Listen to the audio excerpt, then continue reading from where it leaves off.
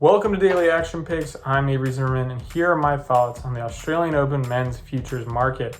It all starts with Novak Djokovic, who's still ongoing with his saga with the Australian border force. He was just recently had his visa canceled a second time, and it really looks like he won't be playing. Although he's still listed at plus 170, that's really more of a factor of sportsbook hedging out with the possibility of people getting boosted odds on Djokovic.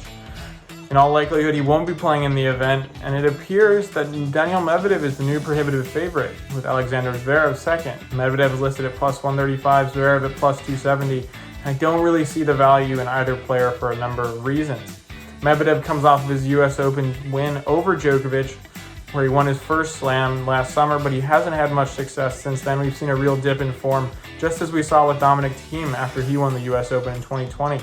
The motivation, the form, the fitness just wasn't there for Thiem. And we're beginning to see signs of that as well from Medvedev. While we've seen the talent that he truly is and what he can still do even at the ATP Cup, and the fire is still there for him, the question is he going to have that will? Is he going to have the same type of motivation? And is he going to have the same type of form that we saw at the US Open when the pressure wasn't as high? It's to be determined, but at plus 135, I really think you should be staying away from Medvedev. This is a price that was afforded to someone like Djokovic, someone like Federer at Wimbledon, or someone like Nadal at the French Open. So giving it to Medvedev at the Australian Open and assuming that he can just get through all these matches without much of a scare is tough to swallow. Zverev is another player where if you got his price before he was cut down to plus 270, he was anywhere from 400 to 500. That would have been great value, but at this point, he's going to have some tough matches. He could run into some real great players, such as Jannik, Carlos Alcaraz, anyone that could really make him struggle. And because of that, you're really better off just betting him as an underdog. Even if he gets the final, it's likely to be against Medvedev, possibly. You could really do it as a Medvedev fade if you like Zverev. But also, he'll be an underdog in that final. He even might have to come against someone like Rafael Nadal, so you can get good prices on him throughout the tournament without betting on his future when he gets to those later rounds. Speaking of someone that you could get at a better price, betting on him throughout the tournament is Rafael Nadal. His futures price at 9-1 isn't the most appealing to me, considering he's only won the Australian Open once. These aren't the best surface. This isn't the best surface. This isn't the best contact for him, these speedy courts. He struggled here a lot throughout his career. And although he's a 20-time slam champion, over half of those come on clay. And this is a completely different surface to that. He has a really tough path to the final as well. He's going to have to come against the red-hot Thanasi Kokkinakis. He could have Aslan Karatsev. He could have Hubert Hurkacz. Either of those guys could be even favored against Nadal. And it's possible he could even come up against Zverev and Medvedev as well. You're far better off taking him as an underdog in some of those matches if you do back him, rather than taking him at that futures price with landmines all along the way. The first real piece of value for me comes with Jannik at 25-1. The young Italian showed what he's capable of in 2021. He made the fourth round of the US Open, and he's really shown what type of talent he can be. Towards the end of that year, he was showing some of the best ball striking on tour. He went to the ATP Finals as an alternate, and he pushed Daniil Medvedev to a third set tiebreak, really invigorating that Italian crowd that was present in Turin. And here at the Australian Open, it could be time for his breakout. He doesn't have the hardest path to the final, and because of that, if Novak Djokovic is out of this tournament well and truly, he becomes one of those players that could really go from being a dark horse to being one of the favorites. He's ahead of players like Matteo Berrettini, like Denis Shapovalov, and it shows the type of respect that he's getting from sportsbooks at this point. Another player to look out for is Felix Auger Aliassime. Another player in his early 20s, Aliassime recently won the ATP Cup for Team Canada along with Denis Shapovalov.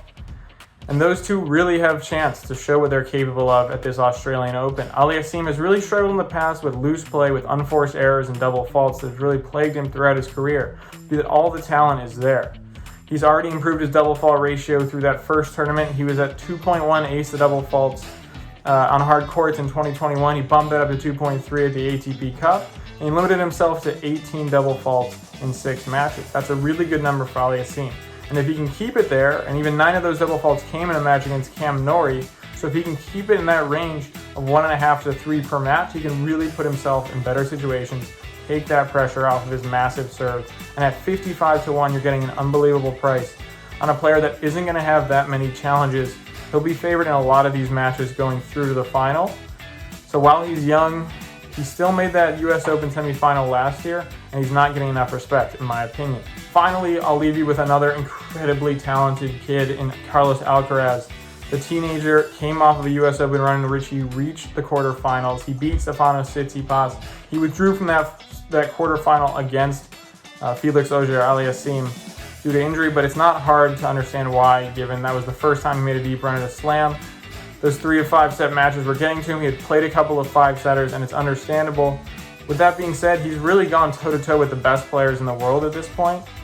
He has all the talent in the world to succeed and be an all-court player. He has the finesse, he has the power, and on a surface like the Australian Open, he can really take advantage of that, shorten points, take the initiative, and it could get him through some matches in faster fashion, and that could really serve him well. If there's anyone to look out for, he's going to be under the radar. He doesn't have as much hype as he had coming to the U.S. Open. There hasn't been as much talk about him. He's been getting fit, he's been training a lot, although he hasn't played in many tournaments, and he's been really gearing up for this Australian Open. At 48-1, he's another player that I really think is being undervalued, and that's a great price to get on the Spaniard.